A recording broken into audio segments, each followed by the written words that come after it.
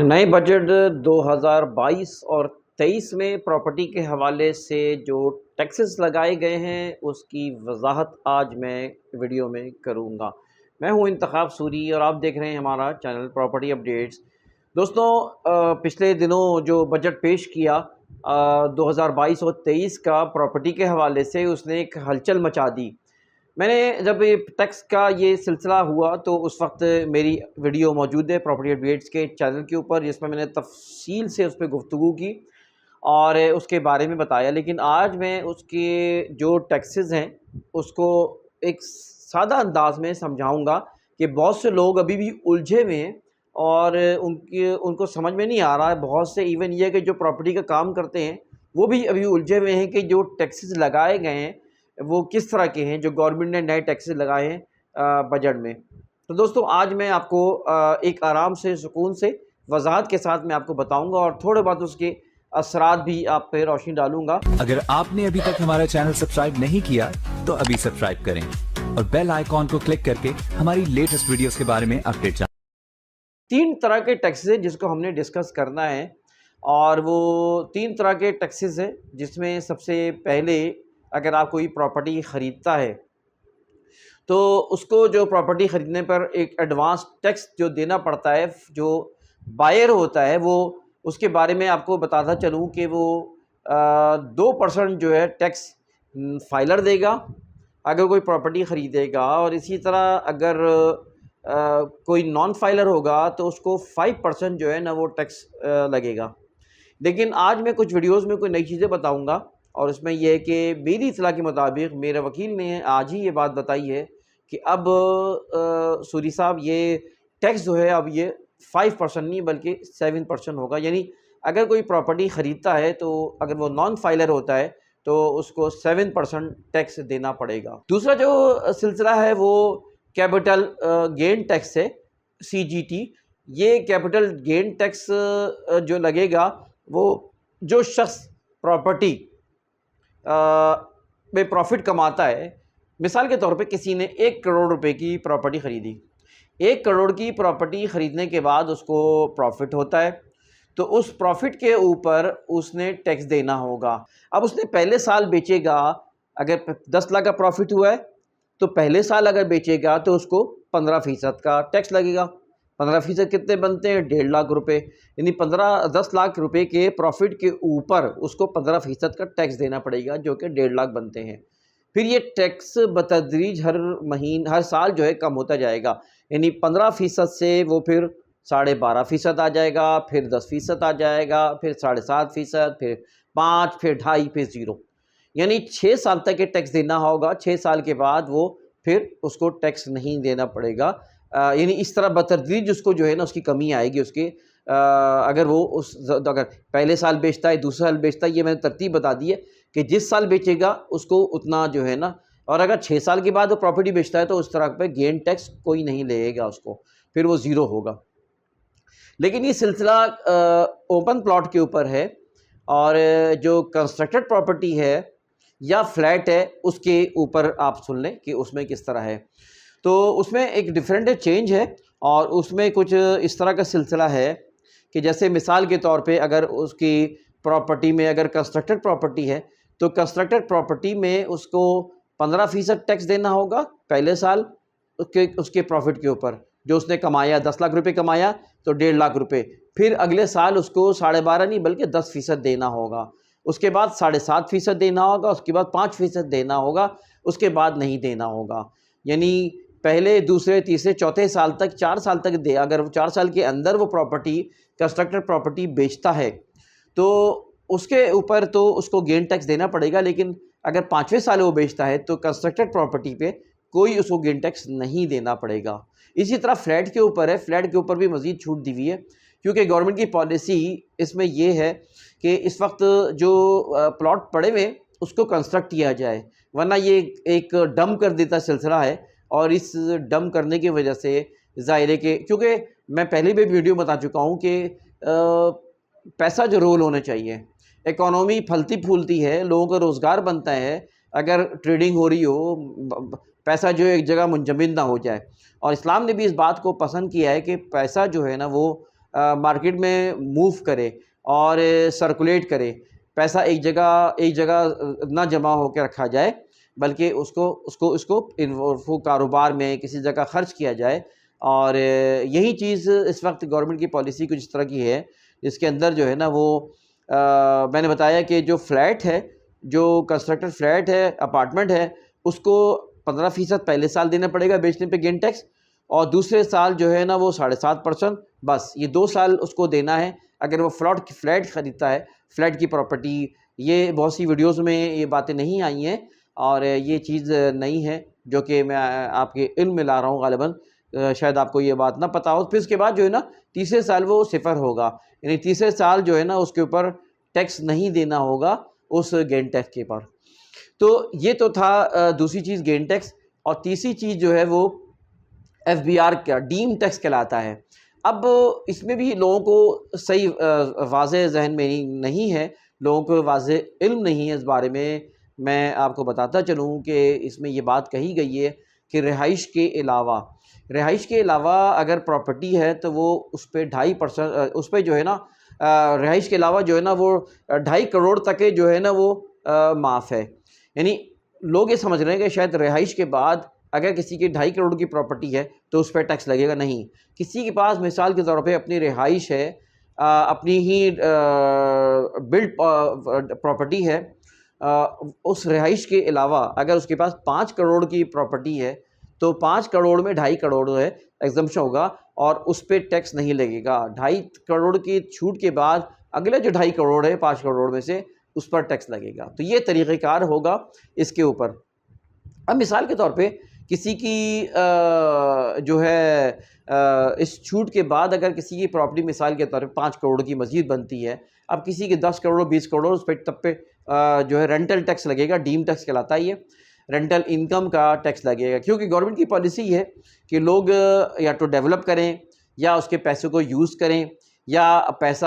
اس کے اندر صرف نہ لگا کے بیٹھ جائیں۔ اور یہ کسی حد تک یہ بات صحیح بھی ہے کہ ہمارے یہاں ایک بجائے اس کے کہ لوگ جو ہے نا اس کو ٹریڈنگ کریں اور اس کو لوگوں کے لیے منافع بنائیں، فائدہ مند بنائیں، یا پھر کسی بزنس کے اندر لگائیں، انڈسٹریز قائم کریں۔ اس بڑے جو سرمایہ دار لوگ ہیں ان کو چاہیے کہ وہ انڈسٹریز قائم کریں، ٹھیک ہے، وہ الگ پرابلم ہے، میں اپنی ویڈیو میں ذکر کر چکا ہوں کہ پاکستان میں انڈسٹریز اور دیگر انویسٹمنٹ میں بہت مسائل ہیں، بہت پرابلمس ہے۔ اب گورنمنٹ کو یہ بات بھی سوچنی چاہیے کہ بھائی یہاں پر پراپرٹی میں انویسٹمنٹ کرتے کیوں ہیں، کیوں کیا ہے، ان کو فائدہ ہوا ہے، کیوں فائدہ ہوا ہے، جبکہ ان کو کہیں اور بزنس کرنے پڑے۔ تو گورنمنٹ نے جو پریشان کیا ہے اور یہاں کی جو ہے مسائل ہیں یہاں پہ، اس کی وجہ سے کاروباری طبقہ جو ہے نا وہ پریشان رہتا ہے۔ خیر یہ ایک الگ گفتگو، الگ بحث ہے، لیکن میں آپ کو بتاتا چلوں کہ میں جو بات کر رہا تھا کہ ایکسٹرا پراپرٹی جو رہائش اور 2.5 کروڑ کی مالیت کے بعد جو ہے اس پر اس کو رینٹل ٹیکس لگے گا۔ اور مثال کے طور پہ اس میں اس طرح ہوگا کہ اگر 5 کروڑ کی اس کی پراپرٹی ہے تو گورنمنٹ یہ ایزیوم کرتی ہے کہ اس شخص نے 5 کروڑ کی پراپرٹی میں اگر وہ رینٹل لگائے، رینٹل انکم لگائے، اس کو رینٹ پہ دیتا ہے تو 5% جو ہے نا اس کو سال کے ملتے ہیں، جو کہ 25 لاکھ بنتے ہیں۔ 5 کروڑ پر 25 لاکھ روپے اس کے جو ہے وہ 5% جو ہے نا وہ اس کی رینٹل انکم لگائی ہے، اور اس کا پھر 20% لگایا، یعنی 25 لاکھ روپے جو اس کو اس پراپرٹی کے اگینسٹ رینٹ ملے گا، اس کا 20% گورنمنٹ کو دینا ہوگا۔ اب یہ 20% اگر کیلکولیٹ کریں تو آپ اگر کیلکولیٹر سے اپنی کیلکولیٹ کریں تو آپ کو یہ 20% 5 لاکھ بنتی ہے رقم۔ تو 25 لاکھ روپے کے اوپر 20% گورنمنٹ نے مانگا ہے، وہ بنتی ہے دراصل، یعنی 20% اس کے اوپر نہیں ہے۔ 5 کروڑ پہ لوگ سمجھ رہے ہیں کہ 5 کروڑ پہ 20% دینا، نہیں، ایسی بات نہیں ہے، بلکہ 5 کروڑ کے اوپر جو انکم رینٹل انکم 25 لاکھ بنتی ہے، اس کا 20% جو ہے نا وہ گورنمنٹ لے گی۔ اب وہ 5% بنتا ہے، 20% بنتا ہے وہ 5 لاکھ روپے۔ تو 5 لاکھ روپے اگر دیکھا جائے تو اصل جو آپ کی ویلیو تھی، یعنی اس کی پراپرٹی 5 کروڑ کی جو ایزیوم کی گئی تھی، اس کے اوپر وہ 1% کہلاتا ہے، یعنی 5 کروڑ کا 1% بنتا ہے 5 لاکھ روپے۔ تو یہ 5 لاکھ روپے اس کو سال کے دینا ہوگا رینٹل انکم ٹیکس کے طور پہ۔ تو یہ ہے اس کی FBR کی پالیسی، جس میں جو ہے نا وہ اس کو 1% ڈیم ٹیکس کہا گیا ہے۔ تو یہ 1% ڈیم ٹیکس کی کیلکولیشن اسی طرح ہوگی جس طرح میں بتایا، لیکن اصل 1% جو ہے وہ اس پراپرٹی کا جو ہے وہ 5 کروڑ کی پراپرٹی ہوگی تو وہ 5 لاکھ روپے بنے گا۔ تو یہ میں نے ایک سادہ انداز میں، آسان الفاظ میں آپ کو میں نے کوشش کی کہ اس پراپرٹی کے حوالے جو ٹیکسز گورنمنٹ نے لگائے ہیں وہ اس پہ ہم بات کریں۔ لیکن میں آپ کو ساتھ ساتھ بتاتا چلوں یہ بات کہ اصل میں گورنمنٹ کی پالیسی کسی حد تک صحیح بھی ہے، اور لیکن افسوس کی بات یہ ہے کہ مسئلہ یہ ہے کہ اب جو ہے وہ ایک اور بات گورنمنٹ نے کہی ہے کہ وہ چاہتی ہے کہ ورٹیکل گروتھ ہونی چاہیے۔ لوگ جو ہے نا بجائے اس کے کہ آگے اپنی پراپرٹی خرید کے ڈالیں وہ کریں، بلکہ وہ کہتی ہے کہ گورنمنٹ کہتے ہیں وہ ورٹیکل گروتھ پر پیسہ لگے۔ اب آپ یہ بتائیے کہ ورٹیکل گروتھ تو اچھی بات ہے، لیکن یہ سنگاپور نہیں ہے، یہ دبئی نہیں ہے، یہ کوئی اور ایسا ملک نہیں جہاں پہ انفراسٹرکچر اس قابل ہو۔ پاکستان میں جو انفراسٹرکچر ہے، کراچی جیسے شہر میں خاص طور پہ انفراسٹرکچر ہے، اس کو کنسیڈر کرنا چاہیے کہ یہاں پر جو ہے نا یہاں پر جو انفراسٹرکچر بالکل گل سڑ گیا ہے۔ یہاں کے پانی کے مسئلے، یہاں کے سیوریج کا مسئلہ، یہاں پہ پانی بجلی گیس کے مسئلے، یہاں پہ پائپ لائنوں کے مسئلے، یہاں پہ یہ ایک ایسے بوسیدہ ہو چکا ہے، اس پہ کوئی کام نہیں ہوا، کوئی ماسٹر پلاننگ نہیں ہوئی ہے۔ لہٰذا ورٹیکل جب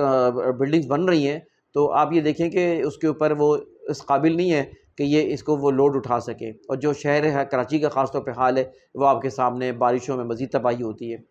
تو گورنمنٹ نے ہر چیز کو ذہن میں رکھے کہ ورٹیکل پراپرٹی پہ اس نے پروموٹ کیا ہے، اچھی بات ہے، دنیا میں ورٹیکل پراپرٹیز پہ کافی ہو رہا ہے، لیکن پھر اس کے بعد جو ہے نا وہ اس کے لیے پھر انفراسٹرکچر اور دیگر چیزوں پہ بھی توجہ دیں، پھر نئے علاقے، نئی سوسائٹیز بن رہی ہیں، وہاں پہ سہولیات فراہم کریں تاکہ یہ سلسلہ ہو سکے۔ ساتھ ساتھ اس وقت یہ بات ہے کہ اب جو ہے یہ پالیسی بظاہر تو بڑا اچھا ہے، اور میں خود اس بات کو سراہتا ہوں کہ جو سرمایہ دار ہے ان کے اوپر ٹیکس لگنا چاہیے، لیکن اس پہ عمل ہونے چاہیے۔ لیکن ساتھ ساتھ جو ہے نا اب باہر جو لوگ رہتے ہیں اوورسیز پاکستانی ہیں، انہوں نے بہت بڑی انویسٹمنٹ کی ہوئی ہے، یہ ان کے اعتماد کو بھی اب ٹھیس پہنچ رہا ہے۔ اب جنہوں نے پراپرٹیز لی ہوئی ہیں یا پراپرٹی میں انویسٹمنٹ کرتے ہیں، تو یہ ہمارے لیے نقصان دہ ہے پاکستان کے لیے کہ وہ اپنی اب انویسٹمنٹ باہر کریں۔ وہ پاکستان میں انویسٹمنٹ نہیں کریں گے، وہ ڈالر خریدیں گے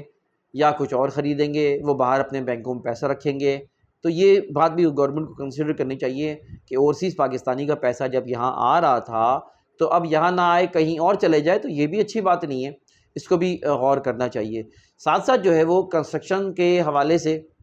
گورنمنٹ کو چاہیے کہ پھر وہ سہولیات بھی دے، تو کیونکہ ایک اچھا سلسلہ شروع ہوا پاکستان میں کہ کنسٹرکشن کے اوپر جو ہے نا وہ چھوٹ دی گئی، اور اس کی وجہ سے لوگوں کے نظر پراپرٹی میں کنسٹرکشن جو ہے نا وہ بہت اچھی کی گئی۔ لیکن مسئلہ سارا یہ ہے اس وقت کچھ بھی کر لیا جائے پاکستان کے جو اکانومی حالات ہیں وہ اپنے کسی کے کنٹرول میں نہیں ہیں۔ جو قرضہ لیا گیا،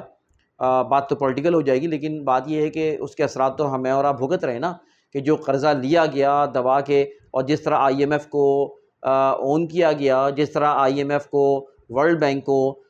جو ہے نا اپنا سب کچھ دے دیا، اور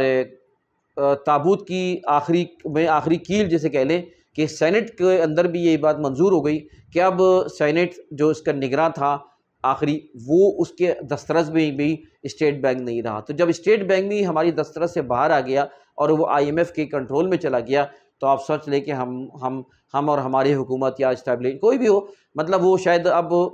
اس کی گرپ میں ہے ہی نہیں یہ چیزیں۔ اب یہ آپ دیکھ رہے ہیں جس طرح مہنگائی ہو رہی ہے، یہ اس کی وجہ ظاہر ہے کہ جہاں یہ بھی ہے وہاں پہ پولیٹیکل انسٹیبلٹی بھی ہے، اور جب تک یہ پولیٹیکلی پاکستان کے اندر اسٹیبلٹی نہیں آئے گی، وہ جب میں ویڈیو بنا رہا ہوں اس وقت آپ کو پتہ ہوگا کہ 230 روپے سے کے قریب جو ہے نا یہ ڈالر جا چکا ہے۔ تو یہ ایک بڑا ایک المیہ ہے کہ کب کوئی چیز کنٹرول میں نہیں ہے، اور پاکستان ایک خطرناک صورتحال سے دوچار ہے، اور جو کچھ پاکستان نے ماضی میں کیا ہے، ہماری حکومتوں نے ماضی نہیں کیا ہے، یا اس پہ صحیح توجہ نہیں دی گئی، اس کی وجہ سے۔ خیر یہ بات دوسری ہے، لیکن میں کہنا یہ چاہ رہا ہوں کہ اس وقت ضرورت اس بات کی ہے کہ جو بھی پالیسی بنائیں اس میں ان سرکمٹینسز کو بھی ذہن میں رکھیں اور اس کے اثرات کو بھی ذہن میں رکھیں، ورنہ یہ ہے کہ پھر کوئی نہ کوئی مسئلہ اس پہ کھڑا ہو سکتا ہے۔ بہرحال جو باتیں بھی ہیں، میں ایک اپنے دوستوں سے، میں اپنے ویور سے ایک اپیل ضرور کروں گا ہم لوگ کی نیچر ہے پاکستان میں کہ ہم اپنے لیے زیادہ کرتے ہیں، اپنے ملک کے لیے کم کرتے ہیں، اپنے ملک کے لیے ہم جو ہے ہم صحیح مخلص نہیں ہوتے۔ میں کہتا ہوں کہ جن کے پاس دولت ہے، پیسہ ہے، ٹھیک ہے نا، اب جو ٹیکسز لگائے گئے کن کے اوپر لگائے گئے، جن کی پراپرٹی کروڑوں میں ہے اور ایکسٹرا پراپرٹی ہے، تو پھر ان کو اس بات کی شرم نہیں آنی چاہیے کہ وہ ٹیکس دیں، ان کو آگے بڑھ کے ٹیکس دینا چاہیے۔ یہ پاکستان گورنمنٹ میں جا رہا ہے، پاکستان کے لیے جا رہا ہے، تو ہمارے یہاں ایک چلیں جو لوگ مشکل میں ہیں، جو لوگ معاشی طور پہ اور مالی طور پہ مستحکم نہیں ہیں، چلے وہ تو ان کے بارے میں تو ان کو چھوٹ دینی بھی چاہیے اور ان کے لیے کہہ سکتے ہیں، لیکن جو لوگ مالی طور پہ مستحکم ہیں، جو کہ دولت ہے، پیسہ ہے، اپنی عیاشیوں پہ خرچ کر رہے ہوتے ہیں، اپنے گھر والوں کے لیے دبا کے خرچ کر رہے ہوتے ہیں، اپنے باہر مطلب گھومنا پھرنا نہ جانے کیا کیا اخراجات کر رہے ہوتے ہیں، اس پہ کوئی ان کو جو ہے نا کمی نہیں ہوتی ہے۔ لیکن جب گورنمنٹ کو ٹیکس دینے کا معاملہ ہوتا ہے، جب گورنمنٹ کو پیسے دینے کا معاملہ ہوتا ہے، میں خدا را جو بااثر افراد ہیں، جو مالی طور پہ مستحکم افراد ہیں، ان سے میں گزارش کرتا ہوں کہ خدا را جو ہے نا وہ پاکستان کے ٹیکس کے معاملے میں وہ کمی نہ کریں، اس میں آگے بڑھیں، اس کا فائدہ پاکستان کو پہنچے گا۔ اور یہ ٹیکسز کا سلسلہ پوری دنیا میں جو ہے وہ اسی لیے ہے اور اس کی وجہ سے بہت اچھے اثرات بھی ہیں۔ ٹھیک ہے، یہاں پر اور بھی اس پہ ڈسکشن ہو سکتا ہے، لیکن بہرحال وہ لوگ جو کہ مالی مستحکم ہیں مالی طور پہ، وہ آگے بڑھیں اور اس میں جو ہے نا وہ اپنا گورنمنٹ کو پاکستان کے لیے اپنا شیئر دیں، اس میں کمی نہیں ہونا چاہیے۔ تو یہ تھی گفتگو ٹیکسز کے حوالے سے۔ آپ کو اگر یہ گفتگو پسند آئی ہو تو آپ سے گزارش کروں گا کہ چینل کو سبسکرائب کریں، بیل آئیکن کا بٹن دبائیں، ویڈیو کو لائک کریں اور معلومات کو آگے بڑھائیں۔ اجازت دیں انتخاب سوری کو۔ اللہ حافظ۔